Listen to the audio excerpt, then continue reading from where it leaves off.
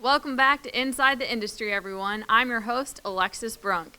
We got to catch up with one of Belmont's very own, Allie Brooks. If you're a fan of country music, songwriting, or even going to the zoo, then I think you're really going to enjoy a couple of the stories that Allie has to share with us. Stay tuned.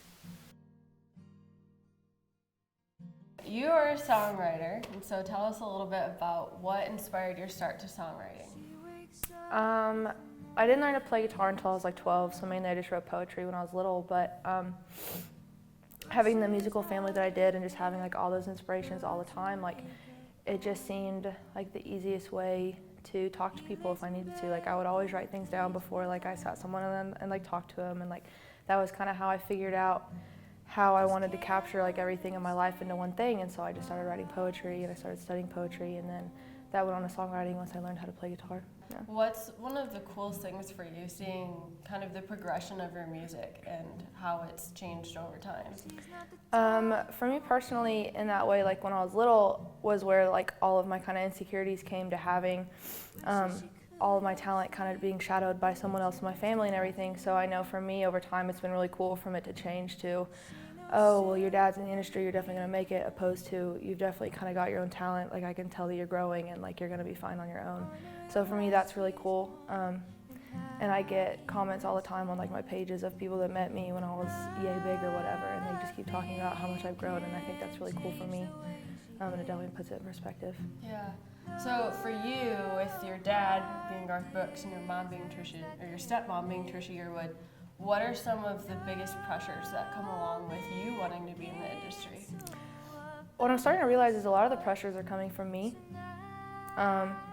Mainly just because up until I was to the age where, you can actually tell if someone can sing, opposed to like, 6-year-olds that are just singing and they're adorable.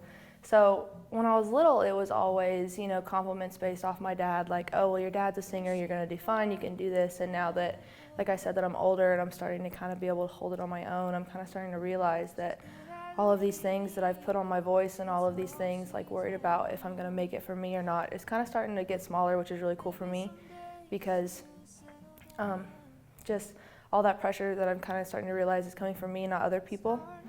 But then there's a lot of other pressures that other people see that I don't. Like apparently there's a standard to where like I'm expected to dress, because usually when people find out that my dad is it, there's like, I would never guess, like you're just so casual and all that stuff. So I don't think I'm a lot of the things that people expect. So there's a lot of pressure there that I just don't think I really realize, because I just think my parents did a really good job just kind of making us, my sisters and I, really normal as we can be, I guess. So.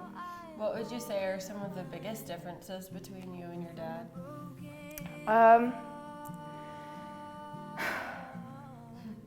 He knows a lot about football. Yeah.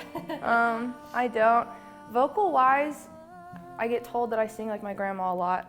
She passed away when I was really little, so I'm not really familiar with her voice, but I've never been told that I sing like him, which I don't really know how I feel like. I feel like that'd be cool, but it'd be kind of weird because he's a guy. Yeah. He's just so like energized in his stuff, and and he puts on the show, and I can't even walk and sing. So yeah. I know when I kind of think about my dad's career and how I want mine to be, I'm really nervous and I'm gonna be like a boring performer if I ever get to that point, just because like looking at the stuff that my dad does.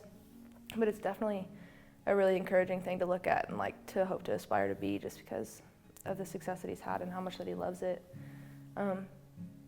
But yeah, he's just more of a performer and I'm just more of a singer. So your mom, Sandy, is she in the music industry at all? She co-wrote a couple songs with my dad. Okay. So she was put on, like the slip or whatever that you turn into the publishers, but she's not active in the music industry or anything like that now. She just takes care of animals. Okay, so when it comes to you and your music, is it kind of nice having almost an unbiased opinion of, having someone who's out of the industry essentially? Right. I don't know that your mom is ever an unbiased opinion. Yeah. You know what I mean? Like Right. my mom would never tell me this is a bad song. That's true. But it is really cool having parents that are so knowledgeable about everything, being able to help me out when I need it. But they've done a really cool job to me of just kind of sitting back and kind of just watching me grow as an artist. They come to my stuff. They usually hide. They come to my stuff. They kind of hide out, and they're usually gone by the time that I'm done. that kind of thing. So they've really just kind of sat back and let me kind of do my thing, which I really appreciate. Sometimes I wish there was more feedback, kind of make it easier, but they're definitely having me kind of learn everything on my own, and I really appreciate that. Yeah. I saw on your Facebook page that you had a baby deer. You were feeding a baby deer. Yeah. So what's the story with that? My mama does wildlife rehabilitation. So any of the overflow at the clinic that have to be fed every couple hours at night or whatever, they always come to our house. So when I lived here when I was little, my mom worked at the National Zoo, so we always had like the white tiger cubs and any of the cubs that would be fed overnight, like we slept with them. So like, nonetheless, like having a famous parent is incredible, but I would say that it's a lot cooler having a parent that tops it. Yeah. What is the biggest difference for you in growing up and from a typical kid?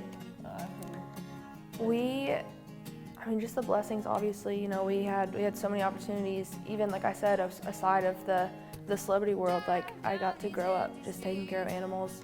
You know, my best friends were animals, and it was a great life, and then getting to grow up too, and like getting to see your dad just do the job that he absolutely loves, and him kind of like coming home at night. That was a really big blessing for us, was Dad made it very important to him to be home.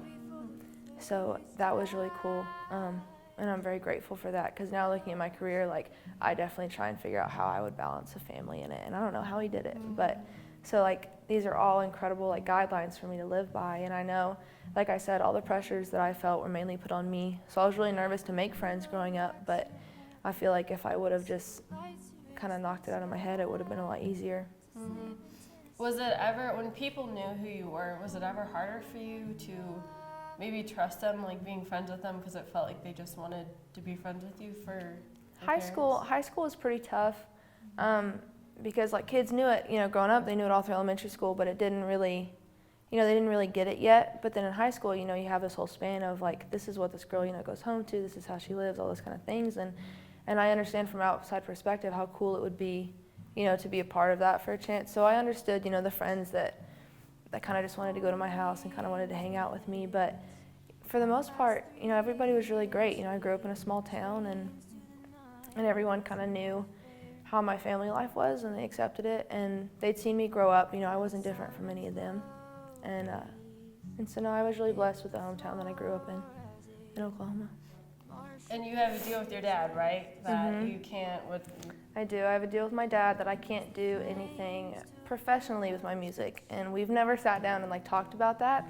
So I don't really know what the reins are for it. But for me, being at a school, you know, of music and everything, all these kids that are in the songwriting program, you know, they work to have publishers before they graduate and all these things. And for me personally, just like with how my parents raised me and like the deal with my dad, like I just want to sit back. Like I just want to sit back and learn everything that I can while I'm here these 4 years, because after I graduate, you know, everything will be totally different, hopefully, depending on how my career path goes and everything like that. So I don't know, I'm just trying to learn everything that I can at this point. And it's just kind of, I feel like if I get too into it, like if I was signed to a publisher at this point, like I would be so ready to go. I would want to be pushing songs all the time, and I want this experience at Belmont to learn all that I can before I have to go out there and make these decisions for my career. Yeah. So if a publisher were to approach you with this phenomenal deal, would you want to take it, or would you? There's always that thought about, what if like this is my shot, you know? Like what if I graduate and everything with me has kind of like blown over, you know? There's always that fear, but my dad had the same thing. My dad had a big opportunity presented to him when he was younger, and he was so mad at his parents because they wouldn't let him take it, and he thought that was his shot. But you know, like God plays out in all those things, and I really think that God's going to direct my career. So I'm really in no position to kind of push anything that's out of my control.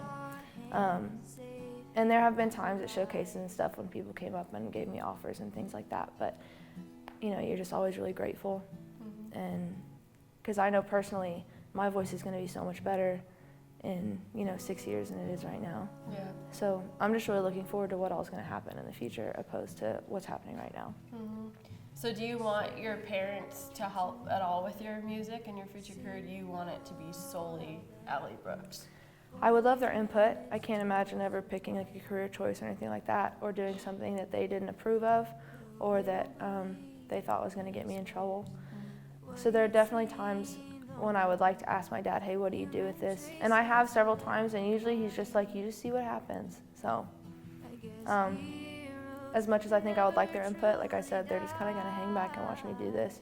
And I would love to be, I grew up in the studio that my dad works at, so obviously I would love to have my music produced through that studio because that's where my family was. But at the same time, I want to have a career that is, when you look at it on paper, someone can't say, well, your dad owns the studio, so would you have done well without your dad having owned the studio? So that's definitely really hard for me because I want to be in the family, you know, with my dad, and I want to be really close to my dad career-wise, but at the same time, I think it's important just for my conscience that I kind of do everything on my own. I actually got to play at the ASCAP Awards because Trisha got Voice of the Year, and so I was blessed enough to get to sing to induct her in. And one of the men at ASCAP were kind of talking to me about writers' rounds and how excited he is for me as a songwriter. And I was like, well, actually, I really want to be an artist. And he was like, I really encourage you then to work on your set, you know, and kind of establish a set where you're on your own opposed to in a writer's round, because when people go to writer's round, you know, they're not expecting artists. They're looking for people that are going to push songs. What are the biggest influences, musically wise, that have really helped shape your music career and songwriting?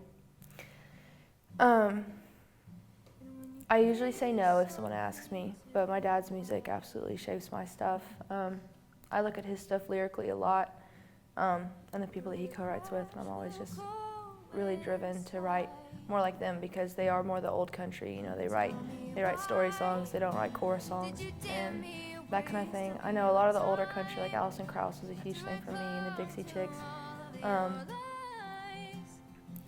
I know Christina Aguilera, I studied her runs a lot when I was little. And just kind of that mix between like our generation's pop culture and then like just my dad's old music.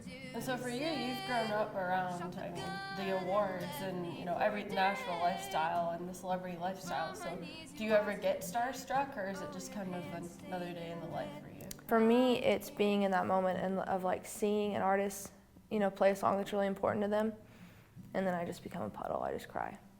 So, you know, like one-on-one, I'm usually pretty good, but just watching someone sit back and get to do what, you know, I want to do, and like knowing that they're really appreciative of like the career that they have, like that kills me. That makes me really happy.